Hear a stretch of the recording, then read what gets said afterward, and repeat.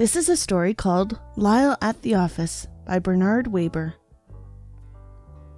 Everybody thought Lyle the crocodile was funny, not silly funny, or funny looking, just plain funny. And everywhere he went, Lyle always made people smile and forget their troubles. At the supermarket, shoppers perked up the instant they saw Lyle. "We should offer Lyle a job," said the store's manager. "Then we could always count on having happy customers." In the park, frowns turned to big smiles the minute Lyle appeared, especially when he performed his tricks. "Do you suppose Lyle would consider working for us?" said the park's commissioner. "Our parks could use more cheer these days." And once, a man wanted to use a smiling picture of Lyle in a toothpaste advertisement. "Listen to this," said the man. "Smile like Lyle. Now isn't that catchy?" "No, thank you," the Prims always answered, politely but firmly. "Lyle is happy with his life just as it is." Lyle was happy, all right, living with Mr. and Mrs. Prim, their children, Joshua and Miranda, and his dear mother Felicity, or Nurse Felicity, as she was known at the hospital where she worked. Lyle loved to entertain the family, as he did one night parading about in the pirate costume he would be wearing on Halloween. It was a joyful house made even more joyful by the arrival of the baby, Miranda.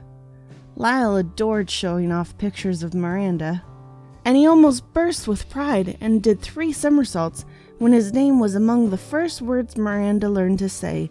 "Lyle, Lyle," she would coo to him. Yes, it was a good life, especially for a crocodile. And good things were always happening. One day Mr. Prim took Lyle along for a visit to his office.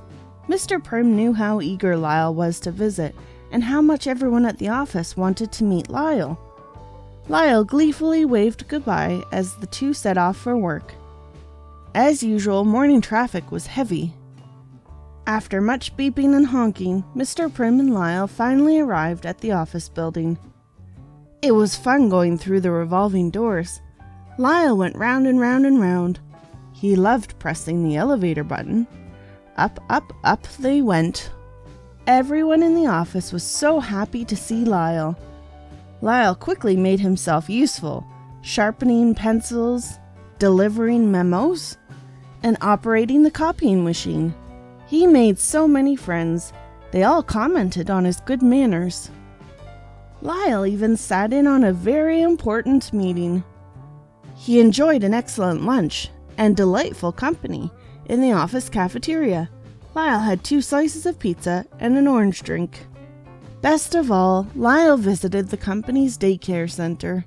He spent much of the day joyfully playing with and amusing the children. But when it was time to say goodbye, the children cried, "We want to stay with Lyle." "Please, Lyle, promise to come back," said some of the parents.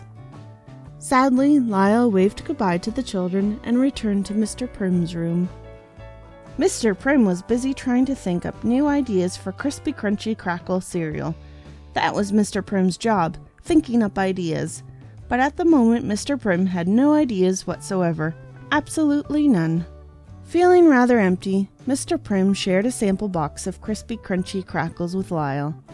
Pop! Crunch! Crackle! Crackle! Crunch! Although Lyle tried to be quiet about it, everyone was startled by the loud popping, crunching, crackling sounds he made chewing Crispy Crunchy Crackles. Pop! Crunch! Crackle! Crackle! Crunch! Even Mr. Big, who was Mr. Prim's boss, and a busy person at that, heard him chewing all the way down the hall. "Who is making that racket?" shouted Mr. Big. Mr. Big quickly discovered it was Lyle who was making the racket. He was so surprised. "Does Lyle really like eating Crispy Crunchy Crackles?" asked Mr. Big. "Of course," said Mr. Prim. "Doesn't everybody?" Suddenly Mr. Big's face lit up. It lit up the way it always lit up whenever Mr. Big had a brainstorm. That's it, said Mr. Big. "Our new slogan will be, everybody but everybody loves Crispy Crunchy Crackles, and we'll put Lyle's picture on the cereal box. How's that for a terrific idea?" said Mr. Big. "Oh no," said Mr. Prim. "Oh, yes," said Mr. Big. "But you can't put Lyle's picture on a cereal box," said Mr. Prim. "And why not?" said Mr. Big. "Because, well, Lyle is a very private crocodile." "Nonsense! No such thing as private. I'll call the photographers at once." "This is dynamite," said Mr. Big. "I can see it now," said Mr. Big. Lyle smiling, holding a bowl filled with delicious, nutritious, crispy, crunchy crackles in one hand, a gleaming spoon in the other, saying, "Yum, yum, yummy, yum, yum. Oh, how I love my crispy, crunchy crackles." "Lyle will never say yum, yum, yummy, yum, yum," said Mr. Prim, "nor will his picture be on a cereal box." "We'll discuss all that later," said Mr. Big, dialing the photographers. "We won't ever discuss it," said Mr. Prim, walking out with Lyle. "Where are you going with Lyle?" called Mr. Big. "Prim, come back here! Prim! Prim! Sir, consider yourself dismissed!" a fuming Mr. Big shouted after them. "And that goes for your crocodile, too," he added rather foolishly. When the family heard about it, Joshua thought it might have been really neat and great fun for kids to have Lyle's pictures on thousands of cereal boxes. But Mrs. Prim definitely agreed with Mr. Prim. "No cereal boxes," she said. "And no job," said Mr. Prim. "Well, I'll do just fine, thank you," said Mrs. Prim. And the family did do just fine. Each soon found a way to earn money. Joshua walked dogs. Lyle took plant-sitting jobs. Felicity put in extra hours at the hospital. Mrs. Prim worked late into the night in her home office. She wrote about new books for a neighborhood newspaper. And every day Mr. Prim looked for a new job. Meanwhile, back at the office, everyone missed Mr. Prim, even Mr. Big. And the daycare center children kept asking for Lyle. More cheerfully, the family had so much to look forward to Halloween, and at long last the big night arrived. Lyle finally got to wear his pirate costume. Joshua dressed up as a monster, and Miranda was an adorable little witch. Mr. and Mrs. Prim and Felicity accompanied them trick-or-treating. "Trick or treat, trick or treat," they called out as the door swung open and their bags filled with Halloween goodies. But there was one doorbell they dared not ring. That bell belonged to the run-down, gloomy house they were just passing. "What a pity," said Mrs. Prim about the house. "It's been empty for years," said Mr. Prim. "That's because it's haunted," said Joshua. "Everybody knows there are ghosts inside. Ghosts!" Lyle's eyes widened. "And do you know what?" Joshua went on. "Cries for help have been heard coming from inside the house." "Oh, Joshua," said Mrs. Prim.